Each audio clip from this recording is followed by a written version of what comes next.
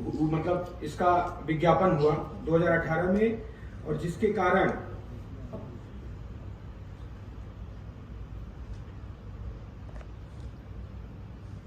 उनहत्तर हजार शिक्षक भर्ती 2018 में आयोजन हुआ, जिसमें व्यापक स्तर से आरक्षण घोटाला हुआ, जिस कारण आरक्षित वर्ग ओबीसी एससी के हजारों अभ्यर्थी नियुक्ति पाने से वंचित हो गए। हम अभ्यर्थियों के द्वारा शासन प्रशासन के समक्ष अपनी बात रखी गई और धरना प्रदर्शन भी किया गया, लेकिन हमारी बातों को अधिकारियों के द्वारा नजरअंदाज किया गया। इसी बीच हमारे साथी और हम लोग स्वयं माननीय राष्ट्रीय पिछड़ा वर्ग आयोग गए।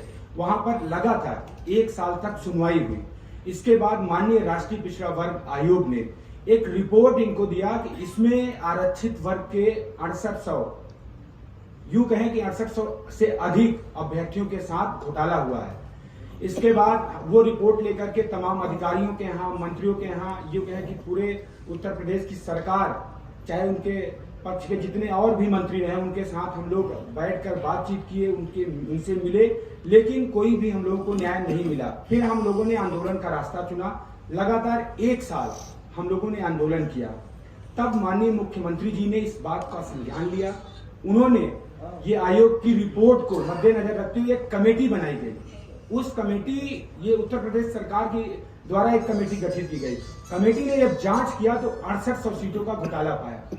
फिर मुख्यमंत्री जी ने हम लोगों को वहां बुलाया और ये कहा, विभाग के अधिकारियों को निर्देशित किया कि आप लोग जल्द से जल्द इन 6800 अभ्यर्थियों को नियुक्ति दे दो। लेकिन सरकार के अधिकारी, जो बेसिक शिक्षा परिषद के अधिकारी है, तमाम अधिकारी इसमें चूंकि ओबीसी एससी वर्ग के नहीं है और वो लोग नहीं चाहते थे कि ये ओबीसी एससी वर्ग के लोग नियुक्ति पाए।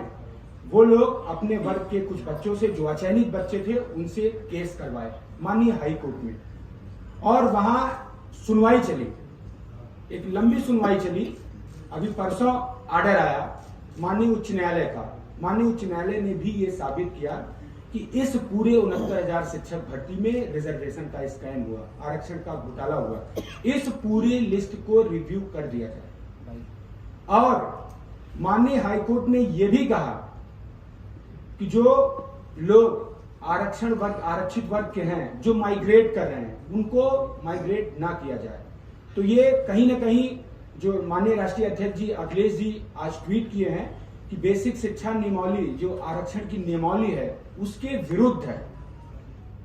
सरकार अपनी नियमावली के अनुसार ही भर्ती करती है, लेकिन ये अधिकारियों की लचर रवैया, अधिकारी अपनी नियमावली नहीं बचा पाए, इस वजह से, क्योंकि हम उनके वर्ग से नहीं आते, इस वजह से हमारे वर्ग की जो 6800 सीट माननीय योगी जी ने निकाली थी, जो आरक्षण घोटाला साबित हुआ था, उसको, उस लिस्ट को रद्द कर दिया गया और ये कहा गया कि फिर से 3 महीने के अंदर रिव्यू करके पूरी लिस्ट बनाई जाए। जब उसमें रिजर्वेशन रूल फॉलो ही नहीं होगा, जब जो रिजर्वेशन की नियमावली 1994 है उसी को गलत माना जा रहा है, तो इस पे सरकार को आगे बढ़ करके इसमें रिव्यू फाइल करना चाहिए, इसमें ऑर्डर को मॉडिफिकेशन में जाना चाहिए कि नहीं ये तो गलत हुआ है। और इससे काफी हम लोग आहत हैं। 6800 लोग 1 साल से इंतजार कर रहे थे और कोर्ट में इस बात की सुनवाई चल रही थी कि जो 6800 लोग हैं रिजर्व कैटेगरी के, इनको रखा जाएगा। जो 6800 लोग जनरल के हैं या अनारक्षित वर्ग के हैं, उनको निकाला जाएगा। इस बात की सुनवाई चल रही थी, लेकिन इसमें बेसिक शिक्षा नियमावली ही गलत पाई गई। और ये मैं आप लोगों को बता दूं कि माननीय उच्च न्यायालय की सिंगल बेंच को ये अधिकार नहीं है कि बेसिक शिक्षा की नियमावली, जो आरक्षण का रिजर्वेशन रूल एक्ट है, इसको कहीं से कहीं गलत ठहरा पाए। ये माननीय सुप्रीम कोर्ट के पास पावर है। लेकिन सरकार और अभी अधिकारियों से जो हम मिल रहे हैं, वो यही कह रहे हैं कि नहीं, जो आदेश आया उसका हम पालन करेंगे, बिकॉज ऑफ हम लोग रिजर्व कैटेगरी के हैं। यही हमारी गलती है।